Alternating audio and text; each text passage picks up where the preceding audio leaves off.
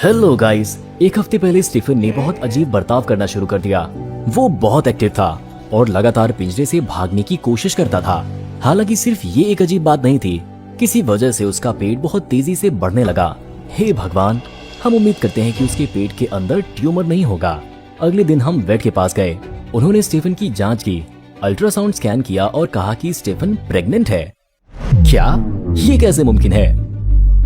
Pet shop के seller ने हमें बताया था कि स्टीफन पक्का एक नर है, लेकिन हम उस वक्त तक इस बारे में पक्का नहीं थे। ठीक है, दूसरा सवाल ये था कि वो प्रेग्नेंट कैसे हुई। आखिरकार कम से कम 2 हैमस्टर की जरूरत होती है। और फिर हमें याद आया कि कुछ वक्त पहले ही उसका दोस्त उससे मिलने आया था, जिसे आप पहले ही एक वीडियो में देख चुके हैं। जाहिर है ये उसकी गलती है, उसने ही स्टीफन के पेट में छोटे बच्चों को रखा है।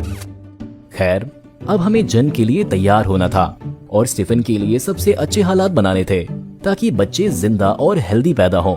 हमारा ग्लास हैमस्टेरियम इस काम के लिए एकदम सही था। हमने उसमें से सारी मिट्टी हटा दी और नीचे कार्डबोर्ड का एक टुकड़ा रख दिया ताकि नवजात हैमस्टर अपने शरीर से ठंडे कांच को न छुएं। इसके अलावा हमने कार्डबोर्ड को ताजे चूर से ढक दिया। स्टीफन को नए घर के आदी होने में मदद करने के लिए हमने इसे हैमस्टर वाला सबसे अच्छा खाना दिया, जिसमें कई तरह के बीज थे। प्रेग्नेंट हैमस्टर को अपने पेट में बच्चे पैदा करने के लिए भरपूर प्रोटीन की जरूरत होती है। शुरुआत के लिए ये सूखे कीड़े बहुत बढ़िया हैं।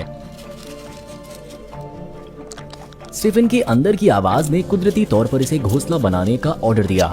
जाहिर है इसे कुछ चीजों की जरूरत थी और हैमस्टेरियम पर कार्डबोर्ड बेस इसके लिए एकदम सही था। हमने उसे एक आम पेपर टॉवल दिया। उसने उन्हें खाया, पानी पिया और फिर उन्हें अपने मुंह से पतली पट्टियों के तौर पर बाहर निकाला। शाम को जब ये बिस्तर पर गई तो हमने देखा कि उसके पेट के अंदर कुछ हलचल हो रही है। जाहिर है वो उसके छोटे बच्चे थे। हम सोच में पड़ गए कि कितने बच्चे पैदा हो गए और क्या हम उन्हें ठीक से जन्म दे पाएंगे। हमने स्टीफन और उनके होने वाले बच्चों के लिए एक छोटा सा बंगला बनाने का फैसला किया, जहां ये एक घोंसला बना सके और शिकारियों से महफूज रह सके। प्लाईवुड के एक टुकड़े और अपनी हैरत अंगेज क्राफ्टिंग स्किल्स का इस्तेमाल करके हम एक हटाने लायक छत वाला ये छोटा सा घर बनाने में कामयाब रहे, ताकि हम अंदर देख सकें और आपको बच्चे दिखा सकें। हालांकि कुकी अंदर नहीं जा पाएगी क्योंकि ये एक बिल्ली है और इसे एहसास नहीं है कि ये एक हटाने लायक छत है। इसके अलावा इसके पास छत को हटाने के लिए हाथ नहीं है। दिन बीतते गए। स्टीफन ने ज्यादा से ज्यादा खाना खाया और हमें इसके लिए ज्यादा से ज्यादा बार स्टोर पर भागना पड़ा। वो इतनी मोटी हो गई कि उसके लिए इधर उधर घूमना भी मुश्किल हो गया। शाम को स्टीफन को खिंचाव होने लगे और ऐसा लगा कि डिलीवरी जल्दी ही होने वाली है। इसकी तबीयत ठीक नहीं थी, लेकिन हमें नहीं पता था कि क्या करना चाहिए। हमें ये भी नहीं पता था कि ये इस तरह से होना चाहिए या नहीं। आधे घंटे बाद ये शुरू हो गया। हे भगवान, शायद हम बच्चे को देख सकते हैं। स्टीफन शायद उस वक्त बहुत दर्द में थी, लेकिन हमें नहीं पता था कि उसकी मदद कैसे करनी है।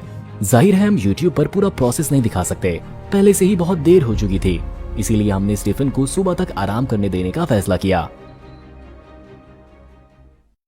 सुबह स्टीफन पहले से ही अपने घर में थी, लेकिन बच्चे कहीं नहीं मिले। वो शायद घोंसले के नीचे थे, स्टीफन के नीचे खुद को गर्म कर रहे थे। चलो स्टीफन, हमें अपने बच्चे दिखाओ। हमने एक ताजा सलाद का पत्ता लिया और स्टीफन को घर से बाहर निकालने की कोशिश की। इन प्यारे और मजेदार बच्चों को देखें। ये सभी स्टीफन के अंदर कैसे फिट हुए। इनकी स्किन इतनी पतली थी कि आप इसके जरिए एक नवजात हैमस्टर की महीन नसें और मांसपेशियों को देख सकते हैं, जिससे ये लाल दिखाई देते हैं। आंखें अभी भी स्किन से ढकी हुई थी, हालांकि वो पहले से ही इसके जरिए दिखाई दे रही थी। दूसरी ओर इसका मुंह दूध पीने के लिए खुला था, जो तेजी से बढ़ने के लिए जरूरी था। स्टीफन ने बच्चों को शिकारियों से बचाने के लिए और उन्हें गर्म रखने के लिए चूल्हे से दफनाने की पूरी कोशिश की। अगली सुबह हम हैमस्टेरियम में गए और देखा कि एक बच्चा किसी तरह घोंसले से बाहर निकल गया था। इससे भी बुरी बात थी कि स्टीफन ने उसे वापस लेने की जल्दी नहीं की। शायद उसे नाफरमानी के लिए बाहर निकाला गया था। लेकिन थोड़ी देर बाद ये अपने बच्चे को वापस घोंसले में ले गई।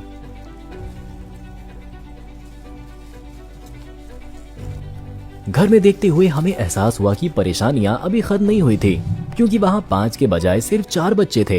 एक अलग एंगल से करीब से देखने पर हमें 5वां बच्चा मिला। ये बेजान पड़ा था।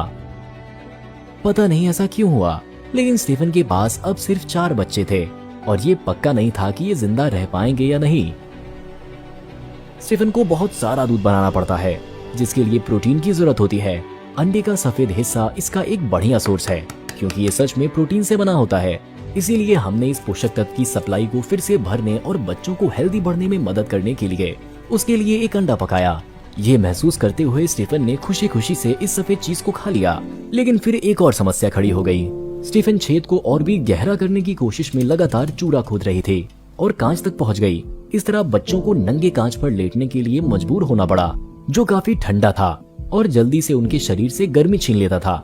समस्या को हल करना जरूरी था, क्योंकि वो ऐसे हालात में लंबे वक्त तक जिंदा नहीं रह सकते थे।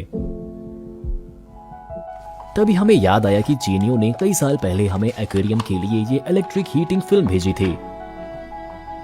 हमने इसे सॉकेट में प्लग करके हैमस्टेरियम के नीचे उस जगह पर रखा जहां बच्चे लेटे थे और अब इन्हें हाइपोथर्मिया का खतरा नहीं था।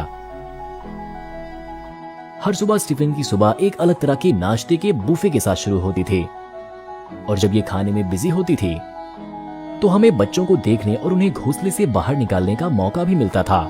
आप में से कई लोग कहेंगे कि हमें बच्चों को नंगे हाथों से नहीं छूना चाहिए, क्योंकि उन पर इंसानी गंध बनी रहती है और इस वजह से माता पिता अपने बच्चों से दूर हो जाएंगे। इसीलिए हमने एक साफ चम्मच लिया, उसे रेडिएटर पर गर्म किया और उसकी मदद से बच्चों को ध्यान से बाहर निकाला, ताकि उन्हें बेहतर तरीके से देखा जा सके और आपको दिखाया जा सके। तीसरे दिन तक बच्चे थोड़े ताकतवर हो गए और इनकी स्किन थोड़ी मोटी हो गई। इनके पंजे के सिरे पर पहले से ही छोटे छोटे पंजे बन चुके हैं और इनके मुंह के अंदर छोटे छोटे दांत उगाए। आप स्किन के जरिए सफेद रंग का पेट देख सकते हैं, क्योंकि ये दूध से भरा हुआ है। जब तक हैमस्टर फर से ढका नहीं होता तो आप देख सकते हैं कि उसके सामने के पैरों के चारों ओर कितनी स्किन होती है। हमें नहीं पता कि कुदरत ने इसे इस तरह से क्यों डिजाइन किया है, लेकिन ये खूबी शायद उसे किसी तरह जिंदा रखने में मदद करती है। जब भी स्टीफन घोंसले में होती है तो बच्चे इसे आराम नहीं करने देते और जितना मुमकिन हो सके उतना दूध पीने के लिए लगातार इसके थन से चिपके रहते हैं। वक्त वक्त पर ये रात के अंधेरे में अपने बच्चों के चिपके हुए पंजों से बचने में कामयाब हो जाती है और हैमस्टेरियम के कोने में खुद को धोती है या टॉयलेट जाती है। इस दौरान बच्चे घोंसले में रहते हैं और चूंकि वो अभी कुछ भी देख नहीं सकते, वो अपने बहनों और भाइयों को मां समझते हैं और उनके शरीर पर दूध लगे थनों की तलाश करते हैं। जब हम हैमस्टर को जन्म देने के बाद तीसरे दिन की सुबह कमरे में आए तो हमने देखा कि उनमें से फिर एक घोंसले से बाहर था। अरे ये कैसे हुआ? और पहली बार के उलट स्टीफन ने इसे वापस लेने के लिए जल्दी नहीं की। जाहिर है उसके उसमें माता पिता वाली हरकतों का विकास ठीक से नहीं हुआ है। इसीलिए हमें बच्चे को जमने से पहले एक साफ लकड़ी की छड़ी का इस्तेमाल करके घर की ओर थोड़ा सा धकेलना पड़ा। जाहिर है कि इसने अपने रिश्तेदारों की गंध सूंघी और खुद ही घोंसले में रेंग गया। हमें सच में उम्मीद है कि बच्चे ठीक होंगे। हम ये पक्का करने की कोशिश करेंगे कि ये जिंदा रहें और बड़े हों, और जाहिर है हम इनके साथ एक शानदार वीडियो बनाएंगे। आखिरकार जरा सोचिए कि उस हैमस्टेरियम में क्या होगा जहां ना सिर्फ स्टीफन बल्कि उसके 4 बच्चे भी रहते हो।